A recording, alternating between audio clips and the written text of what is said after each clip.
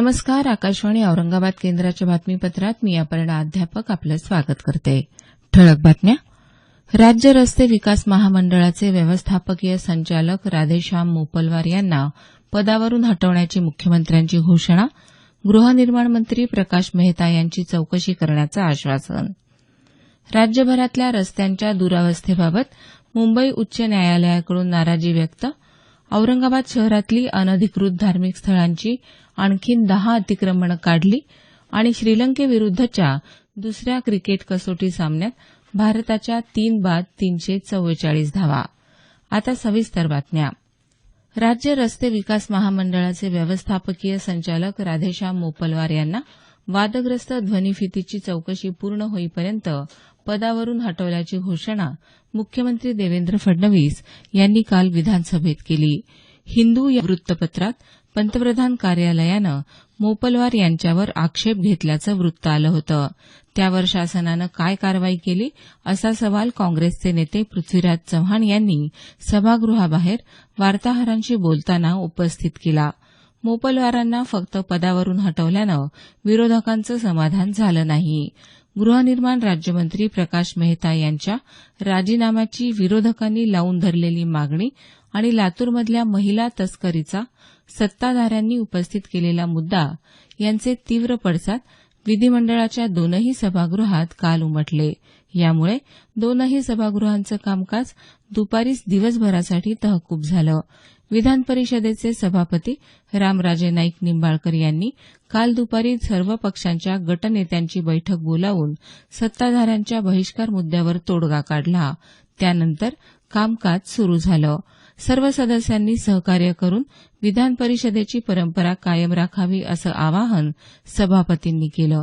गृहनिर्माण मंत्री प्रकाश मेहता यांच्या राजीनाम्याची मागणी विरोधकांनी लावून धरल्यानं सभागृहाचं कामकाज वारंवार तहकूब झालं होतं. मेहता यांची चौकशी करणार असं जाहीर करूनही विरोधक राजीनाम्याची मागणी करत आहेत. ही मागणी राजकीय हेतूनं प्रेरित असल्याचा आरोप मुख्यमंत्र्यांनी केला. राज्यातल्या लातूरसह 14 जिल्ह्यात लहान मुलींची तस्करी सुरू असून सरकारचं लक्ष कुठे आहे असा सवाल लातूरचे आमदार अमित देशमुख यांनी उपस्थित केला. या प्रकरणाची सखोल चौकशी करण्याची मागणीही त्यांनी केली. लातूरमधल्या महिला तस्करी प्रकरणी काँग्रेसच्या पदाधिकारी अडकल्याचा मुद्दा सत्ताधारी पक्षांनी उपस्थित केला. यावर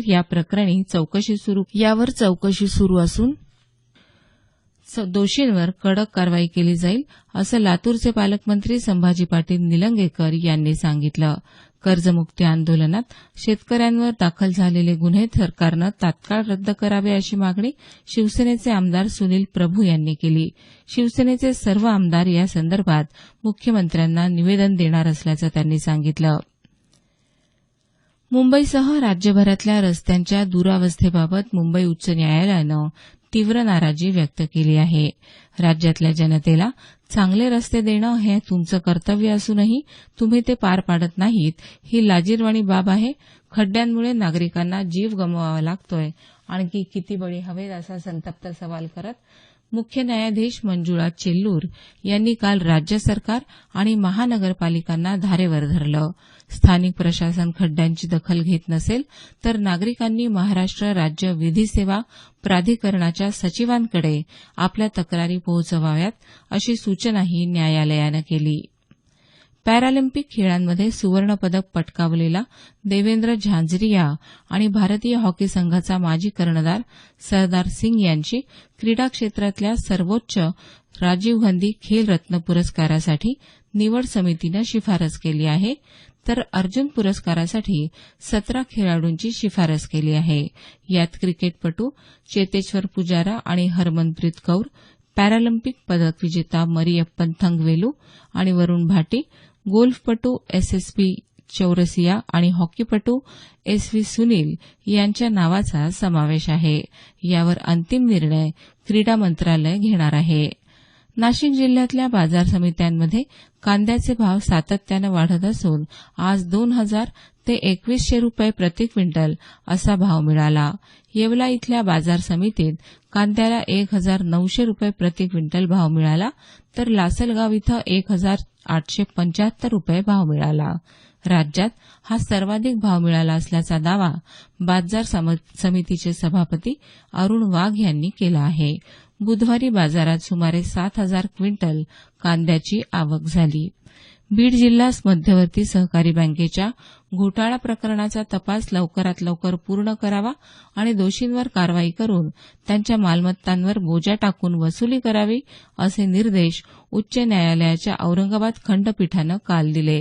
145 कोटींच्या या अपहार प्रकरणात बँकेचे तत्कालीन संचालक अधिकारी कर्मचारी आणि काही शेतकरी असे तब्बल 545 लोक अडकलेले असून 131 गुन्हे दाखल झालेले आहेत.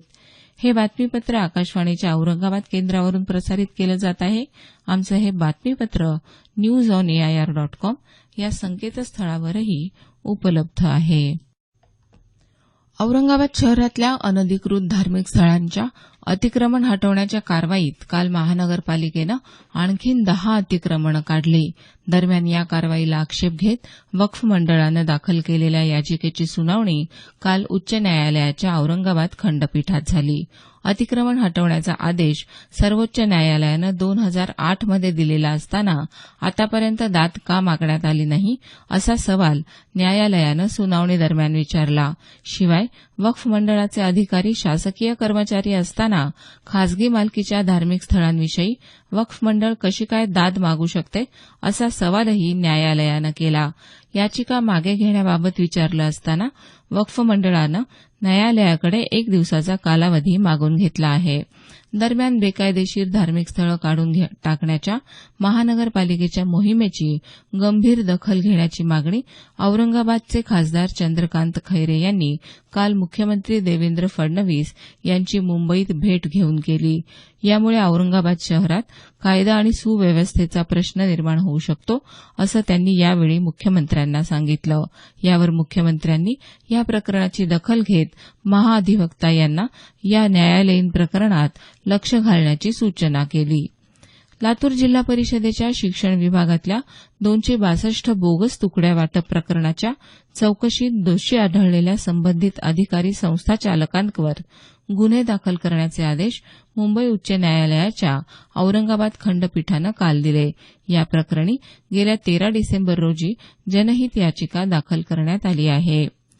बीड जिल्ह्यातल्या कुंभारी इथं राजकीय वैमनस्यातून 1 जणाच्या झालेल्या हत्या प्रकरणी 9 जणांना मुंबई उच्च न्यायालयाच्या औरंगाबाद खंडपीठानं काल जन्मठेपेची शिक्षा सुनावली. गावातल्या 14 जणांनी विरोधी गटातल्या 3 जणांना केलेल्या मारहाणीत एकाचा जागीच मृत्यू झाला होता. चेतेश्वर पुजारा आणि अजिंक्य रहाणेच्या नाबाद शतकांच्या जोरावर भारतानं श्रीलंकेविरुद्ध दुसऱ्या कसोटी सामन्यात काल पहिल्या दिवस अखेर 3 बाद 344 अशी भक्कम धावसंख्या उभारली. पुजारा 128 धावांवर तर अजिंक्य रहाणे 103 धावांवर खेळत असून दोघांनी चौथ्या गड्यासाठी नाबाद 211 धावांची भागीदारी केली आहे. लोकेश राहुलनं 57 धावा केल्या. उस्मानाबाद जिल्ह्यातल्या नळदुर्गनजीक 4 चाकी वाहन अडवून लुटणारा पोलीस उपनिरीक्षक अनिल किरवाडे आणि त्याचे साथीदार पोलीस हवालदार मनोज भिसे, शिपाई नरसिंग दिघोळे आणि राजू चव्हाण यांना सेवेतून बडतर्फ करण्यात आलं असल्याचं पोलीस अधीक्षक पंकज देशमुख यांनी सांगितलं. शेवटी पुन्हा एकदा काही ठळक बातम्या. राज्य रस्ते विकास मंडळाचे व्यवस्थापकीय संचालक राधेश्याम मोपलवार यांना पदावरून हटवण्याची मुख्यमंत्र्यांची घोषणा. गृहनिर्माण मंत्री प्रकाश मेहता यांची चौकशी करण्याचं आश्वासन. राज्यभरातल्या रस्त्यांच्या दुरावस्थेबाबत मुंबई उच्च न्यायालयाकडून नाराजी व्यक्त. औरंगाबाद शहरातली अनधिकृत धार्मिक स्थळांची आणखी 10 अतिक्रमणं काढली आणि श्रीलंकेविरुद्धच्या दुसऱ्या क्रिकेट कसोटी सामन्यात भारताच्या 3 बाद 344 धावा. याबरोबरच हे बातमीपत्र संपलं. आमचं यानंतरचं मराठी संक्षिप्त बातमीपत्र सकाळी 10 वाजता.